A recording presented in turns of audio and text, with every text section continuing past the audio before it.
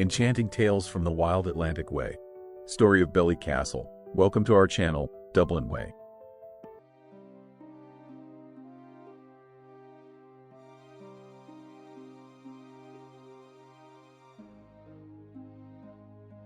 Castles are medieval buildings which were defensive homes for powerful people.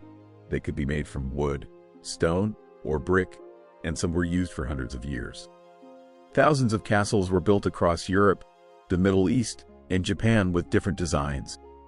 Scholars usually consider a castle to be the private fortified residence of a lord or noble. This is distinct from a mansion, palace, and villa, whose main purpose was exclusively for pleasance and are not primarily fortresses but may be fortified. The Great Tower in all its forms became a symbol of power and nobility. The curtained wall was one of the castle's most important defensive features. Castles are usually built on high ground with clear views of the surrounding lands, and both of these things make them difficult to attack.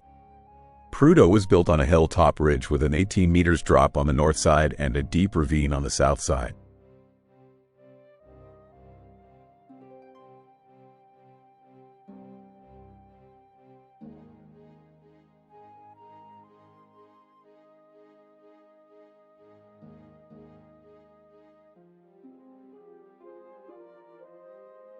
European-style castles originated in the 9th and 10th centuries, after the fall of the Carolingian Empire resulted in its territory being divided among individual lords and princes. These nobles built castles to control the area immediately surrounding them, and the castles were both offensive and defensive structures. They provided a base from which raids could be launched as well as offered protection from enemies. Although their military origins are often emphasized in castle studies, the structures also served as centers of administration and symbols of power. Urban castles were used to control the local populace and important travel routes, and rural castles were often situated near features that were integral to life in the community, such as mills, fertile land, or a water source. Many northern European castles were originally built from earth and timber but had their defenses replaced later by stone. Early castles often exploited natural defenses, lacking features such as towers and arrowslets and relying on a central keep. In the late 12th and early 13th centuries, a scientific approach to castle defense emerged. This led to the proliferation of towers, with an emphasis on flanking fire. Many new castles were polygonal or relied on concentric defense, several stages of defense within each other that could all function at the same time to maximize the castle's firepower. These changes in defense have been attributed to a mixture of castle technology from the Crusades, such as concentric fortification, and inspiration from earlier defenses, such as Roman forts.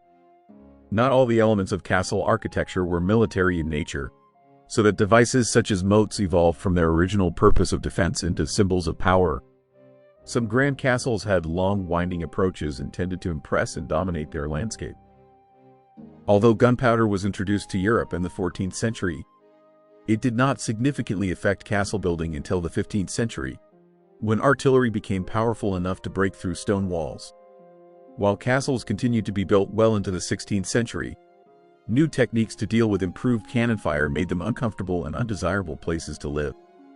As a result, true castles went into decline and were replaced by artillery-star forts with no role in civil administration, and chateau or country houses that were indefensible.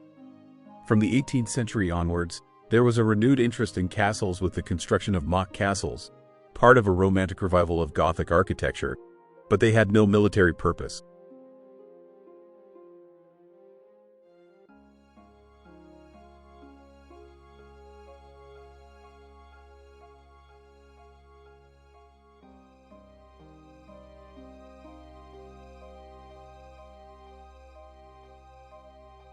In olden days, the Belleek Manor estate stretched from the Gate Lodge to the River Moy and from there out to the Killala Road.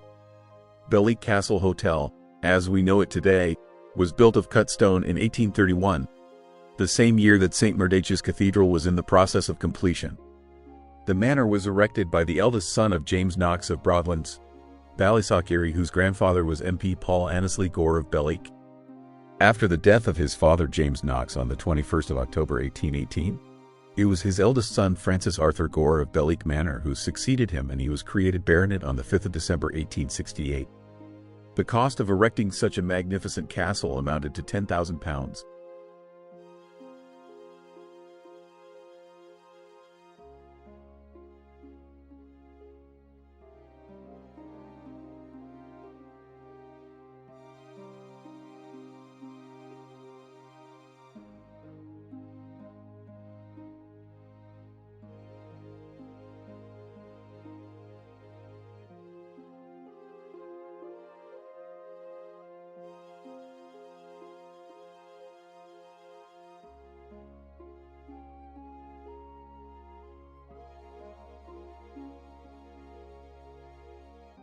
When Baronet Francis Arthur Knox Gore died on the 21st of May 1873, he was buried in the grounds of the demesne in view of the castle.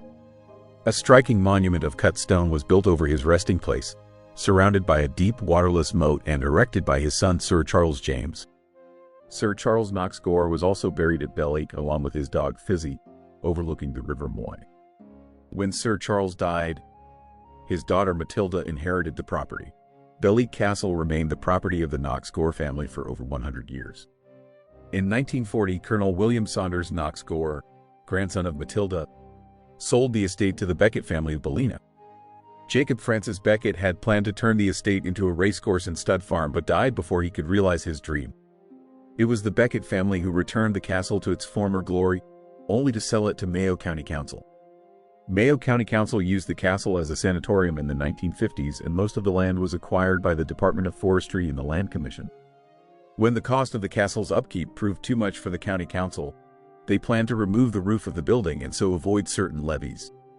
Fortunately, before they could do this, a Jersey Island hotelier named Marshall Doran bought the castle for not more than £5,000. He turned it into the Belleek Castle Hotel we know today.